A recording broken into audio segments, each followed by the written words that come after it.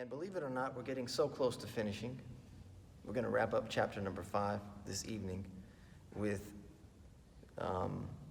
rules regarding enjoining the good and forbidding the evil. Enjoining the good and forbidding the evil.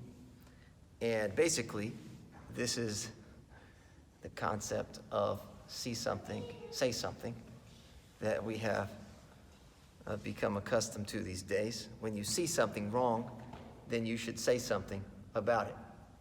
Okay? And though in Islam we're encouraged to pardon people and forgive them for their mistakes and misdeeds, we are not to let them slide by without reproaching if necessary. And there are some rules regarding that. But before those rules, a little introduction is required for this topic because this is such an important topic. It's a very vast topic, and in fact, it's a subject all on its own. So essentially, we look at a couple of encouraging statements. There was one in which Abu Bakr as-Siddiq radiallahu anhu, he stood up and he began praising Allah. And he said to the people, he says, إِنَّكُمْ تَقْرَؤُونَ هَذِهِ الْآيَةِ. You guys, you're reading this verse. يَا أَيُّهَا الَّذِينَ آمَنُوا عَلَيْكُمْ أَنفُسَكُمْ.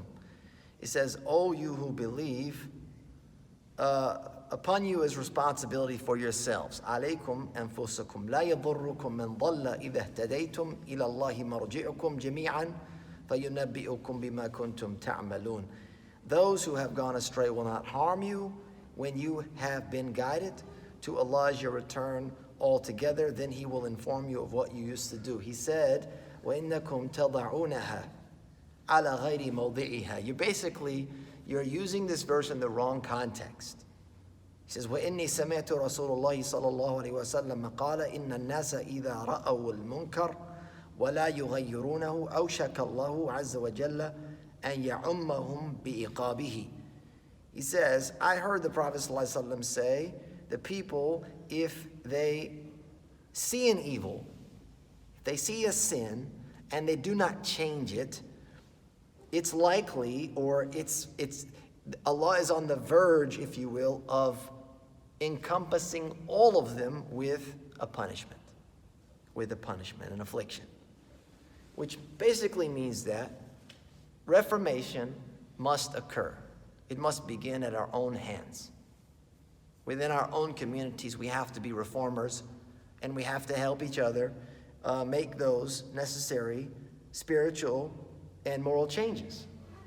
This was reported by the great companion Hudhayfa ibn al-Yaman that the Prophet ﷺ, he says, وَالَّذِي نَفْسِي بِيَدِي لَتَأْمُرُنَّ بِالْمَعْرُوفِ وَلَتَنْهَوُنَّ عَنِ الْمُنْكَرِ أَوْ لَيُوشِكَنَّ اللَّهُ أَنْ يَبْعَثَ عَلَيْكُمْ عِقَابًا مِنْهُ ثُمَّ تَدْعُونَهُ فَلَا يُسْتَجَابُ لَكُمْ. This is reported by Imam al-Tirmidhi, in which the Prophet ﷺ, he said, I swear by the one who possesses my life, if you will, that you will command or enjoin the good and you will prohibit the evil, or Allah will send upon you a torment or a punishment.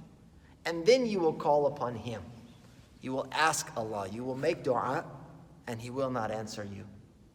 You will not be responded to because you have abandoned this fundamental aspect of community life, reformation. It was asked of the Prophet ﷺ, أَنَهْلِكُ وَفِينَا الصَّالِحُونَ. Will we be destroyed and among us are the righteous? قَالَ نَعَمْ إِذَا كَثُرَ الْخَبَثِ. He says, yes, if the filth becomes abundant, if the vileness becomes abundant. This is reported by Imam al-Bukhari.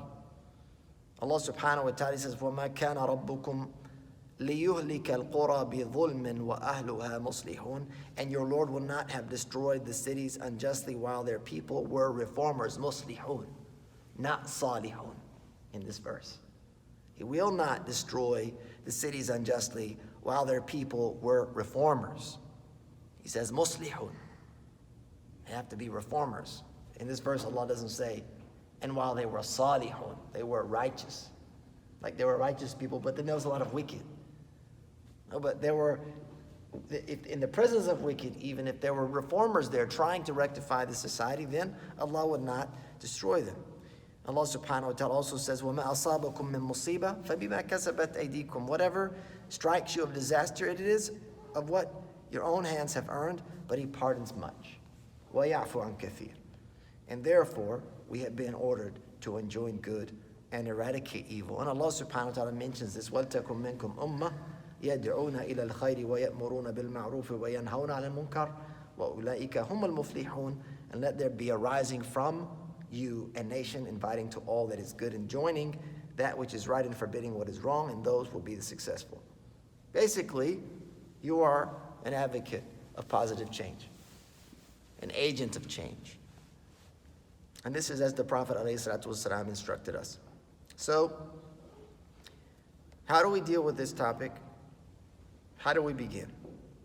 Well, let's look at what the great Imam says. Imam Ibn Balban. He says, enjoining the good and forbidding the evil is a communal obligation upon the community, and an individual obligation upon someone who is all alone. So the ruling of al-amru bil ma'ruf wa nahyu anil munkar, and that's what we're talking about, enjoining the good and forbidding the evil, is fardu kifaya. All together, we're all obliged. I mean, as a community, we're obliged to do it. Basically, if some do, then the rest of us are excused. Or he says, who is all alone? Or a group which is required to ensure implementation. Basically, like, look, if you're the only one, then you're obliged. Or if it requires 5 of us, we're all obliged to jump into action, enjoining the good and forbidding the evil. He says, it is an obligation upon the one who knows it, clearly understands it, right? They know what is the ma'ruf and they know what is the munkar. They know it, they clearly understand it, has witnessed it, or is certain that it has occurred.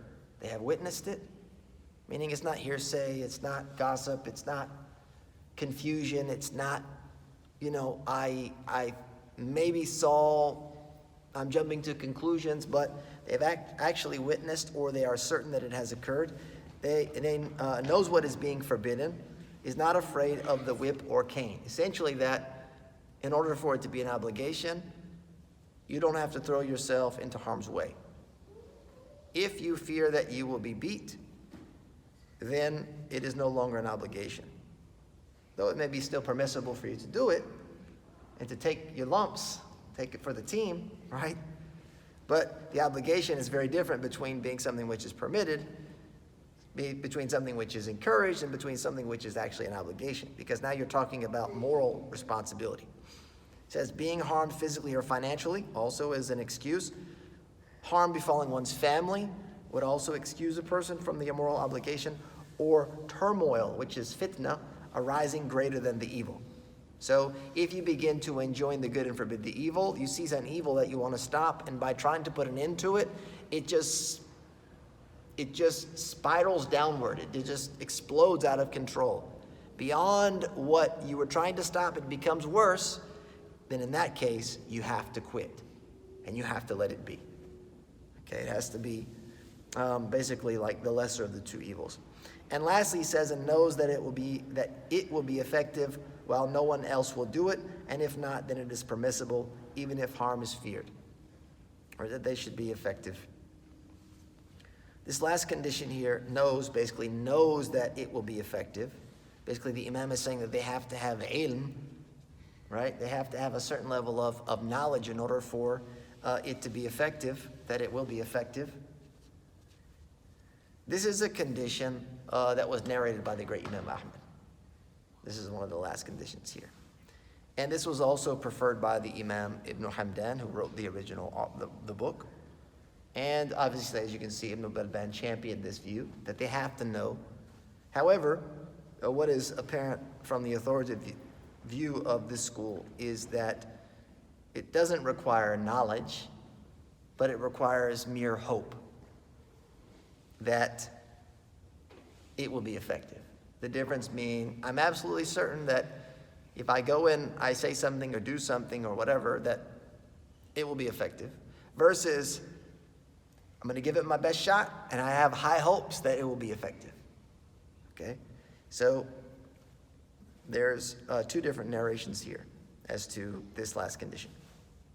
Imam says the head of state and ruler are the same regarding the ruling as are the scholar and the layman, upright and the immoral, when it comes to who's obliged, etc. Because the command to enjoin the good and forbid the evil is general and all-inclusive. So it's not restricted to the head of state. It's not restricted to the religious police. It's not restricted to the imams of the masajid. It's not restricted to the people that have long beards. It's not restricted to, no, it's an obligation that can be applicable to anybody, regardless their designation. Okay? It says the best form is done by the hand. And this is physically enforcing or ending, like pouring out containers of alcohol. Actually going and physically emptying them. Destroying gold and silver vessels, impermissible to keep. And returning misappropriated wealth to the rightful owners. Taking it, you see it, you take it, and you give it back. This is obviously what is most appropriate and, of course, is the best. Then after that is saying something with the tongue. And this is done with preaching and reminding others of Allah and the pain of his torment according to the context of the situation. So in the event that you cannot, physically stop a harm from happening, then the next level down is you have to say something.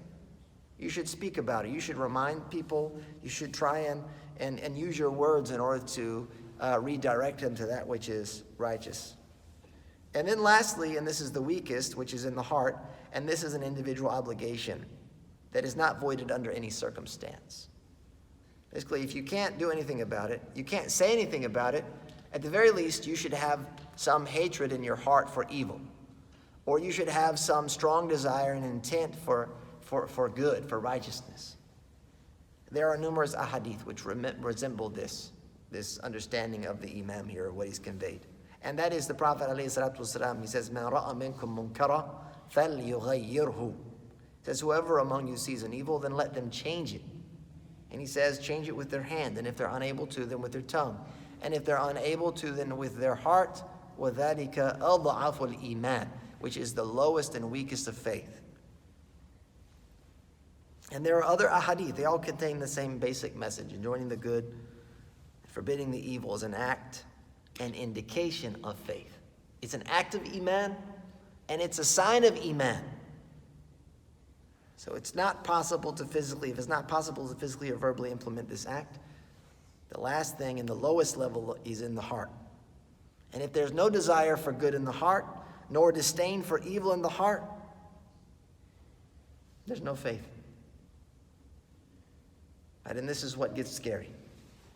Especially in our context where we cannot change many evils with our own hands. We can't go pouring out the winery right down the road here, the one here and the one down that way, it's a distillery where they produce alcohol, they produce wines right here, they have wine tastings, etc., right here and here. We can't go doing that without breaking the local law. And then we would put ourselves into harm's way. And then we would be fined, or we would be ticketed, or we would be arrested, or we would be in jail. We would cause greater harm to ourselves than to what's going on outside. We would bring greater harm upon our community. And then, we can speak about it all we want because, there is freedom of speech to a degree, If you get the proper permitting, etc., then you can go and protest these types of things and speak out. You can write letters to these people and, exhortation to, be pious and God-fearing and talk about the evils of alcohol, etc. The effectiveness of that in this context may not be that great. And because of our situation, we get accustomed to look, there's not a whole lot that we can do and there's not a whole lot that we can say out in public. But we have to hold on to how we feel about these things. We have to hold on to our perception of these things. And I'll give you an example. Very practical. I want to be very realistic with this example. The TV shows that you watch, and the movies, and the etc., and those things. When that munkar comes on, is that funny?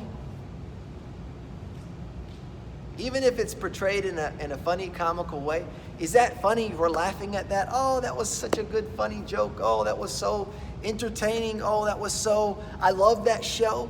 I just love that. And it's munkar. I mean, it's illicit, it's immoral, it's sinful, it's evil. So that's the question that we need to ask ourselves at the end of the day is, how do we actually perceive these sins? Have they become so invisible to us and so commonplace, and we're off of our spiritual guard, if you will, to the point that, hey, I don't even have an impact anymore. It says, if there's no desire for good or disdain for evil in the heart, then there's no faith. The great companion Ali ibn Abi Talib, he says, Inna awwala ma tughlabuna alayhi min al-jihad al-jihadu bi-aydikum, thumma al-jihadu bi-alsinatikum, thumma al-jihadu bi-khulubikum, faman lam ya'rif qalbuhu al-ma'ruf wa yunkir qalbuhu al-munkar nukisa faju'ila a'lahu asfala. Basically, he's saying that the first thing to go from your jihad, which is, your struggle here, we're talking about the personal struggles, we could be talking about on a communal level as well, is the physical part. That's going to go first. You're going to stop doing anything about it. The next thing is going to be, he says, your tongue. After that, you're going to stop talking about it. You're not going to say anything about it. It's no longer see something, say something. Now it's going to be see something, do nothing. See something, say nothing. And then lastly, he says it will be what's in your hearts. He says, whose heart is not aware of what is good and righteous, and whose heart does not disdain and hate that which is sinful, nukisa. It's been turned upside down. فَجُعِلَ أَعْلَهُ أَسْفَلًا. The heart has been flipped upside down to where the evil looks good and the good looks evil. It's like the world stopped spinning in its regular rotation and has now gone retrograde. We're going backwards. We're going backwards as people of faith. We're going backwards. And my theory is, if that's the case, we need to move. We need to relocate. We need to make a hijrah of sorts, whether that's a hijrah from your community, hijrah from the people you hang out with, hijrah from the places that you go and visit, a hijrah migration from the things that you are involved in, the things that you watch and are entertained by, and the hobbies and the things. You need to get out of that very toxic environment into one which will promote al-amr bil ma'ruf and nahy al-munkar. The Imam, he says, the public is obliged to help those forbidding and support them according to their ability. They are not to forbid with the sword or the cane without the authorities. And so the community should stand behind people that are encouraging the good and forbidding the evil. The community should not prevent them and prohibit them or make fun of or mock at or belittle those that are trying to bring about reformation, rectification in the community. And then again, this is very important because it's all too important in our current context. He says they are not to forbid with the sword or the cane without the authorities. Right? You can't go into police mode without being deputized. Right? You can't go into, pulling out weaponry. You know how the police do. They have sidearms. They have different things that they use in order to act as deterrents or to use and utilize if force is necessary. Unless you've been deputized and authorized, you can't do that on your own accord. The individual, using their hands, etc., those types of things is permitted as long as it's not going to be to your detriment. But actually, using these types of tools requires the authorities' permission. And that's even in the Islamic state. The Islamic law reigns supreme. because it's a governance, right? It's not an anarchy. It's not a backyard justice. It's not a free-for-all. It's a system. So as for someone who adheres to a school of thought, this is a person that adheres to a madhab. Listen to this. This is kind of interesting. Someone that adheres to a school of thought, a particular madhab, they are reproached for opposing it. Right? This is al-munkar. If there's inkar for someone who opposes their madhab, if they have no substantial evidence, so long as they are from those qualified to make ijtihad. Which means if you are a person of a madhab, and we're not talking about the laity. Here we're not talking about like the masses of Muslims, because they're not people of a madhab. The laity are lay. There's a lay community. They don't have a madhab. They're not studied. They're not learned. They're just taking what they're given by their local religious leadership. But we're talking about people that are in positions of leadership, that have adopted a particular madhab. If they begin to oppose that madhab without substantial evidence, meaning they have the evidence from the Quran or the Hadith, or whatever other foundational evidences there may be, if they're in a position to utilize that and analyze that and then implement it, meaning they're an mujtahid, then they'll be excused. Number two is an acceptable precedent, which means that is delivered in the form of a fatwa, if they are not qualified to make ijtihad. And the fatwa cannot be weak, which leads to sin, like zawaj al-mut'ah, which is the temporary marriage. So that may be an issue where some say, hey, I can give you a fatwa based on some scholarly conclusions. But the scholarly conclusions for that particular thing are considered very weak. And because that leads to zina, which it's a decisive ruling that's haram for fornication and adultery, then in this case, you can't use those type of weak fatwa that lead someone to, it could be a gateway into sin, which basically prevents a person from shopping around trying to find the strangest oddity in religious edicts and opinion. Just looking for the strangest, most absurd thing to grab onto in order to oppose the madhab. And then lastly, an obvious excuse, which would permit them to do what they have done. Like al-dururat tubih al-mahdhurat, right? The necessity knows no law. And in the event that you're hard pressed for a necessity, and then you have to kind of oppose that in order to get the thing done that's required of you, then look, now you have an excuse. Now you have an excuse.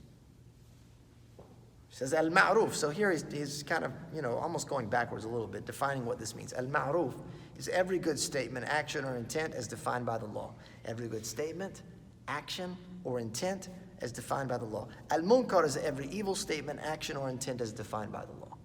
They're like opposites. It says it is obligatory to reproach one for abandoning an obligation or engaging in the impermissible. As for things which are either preferred or disliked, it is preferred. So what that means here, the Imam is saying basically that if you see someone that commits, or I should say, if you see someone that abandons an obligation, like they don't pray, it's obligatory for you to remind them to pray. That's an obligation, so it's an obligation for you to remind, to enjoin the good. If you see someone who commits a haram, it's obligatory for you to stop it in the various stages. The other things that we have are makruh and mandub, the abhorred or the disliked and the preferred. In those two cases, then for you to jump into action is considered mustahab, it's considered mandub. It's not an obligation, it's basically what the Imam is trying to get across. So when you see someone that's, they're not implementing a recommendation, a sunnah of sorts, you're not obliged to go and, make it happen. It is a recommendation, but you're not obliged to do so. According to the great Imam Rajab al-Hanbali, he said, the evil which requires reproach is that which is agreed upon. It has to be something that has a consensus that this is a munkar. As for what is debated, our companions have said it is not an obligation if someone does it based on their ijtihad or someone following a legitimate conclusion of a mujtahid. If someone does it based on their own ijtihad, a mujtahid, not the layperson make ijtihad. That's not ijtihad. That's like a fake ijtihad in the religion. The person has to be equipped to make ijtihad, meaning they have to have the qualifications in order to make ijtihad in Islam. If that person has the qualifications and they do that, then they will be excused. They would basically be given a pass. Or someone that follows a legitimate mujtahid in their conclusion. Like they just asked, hey, what's the ruling on this? And the mujtahid said, well, based on my understanding in ijtihad, the ruling is this. While the madhab, they may say this, and the great imams, the established rulings are there, my conclusion based on scholarly deduction, etc., is this. Then if you follow that, then in this case, it's not an obligation.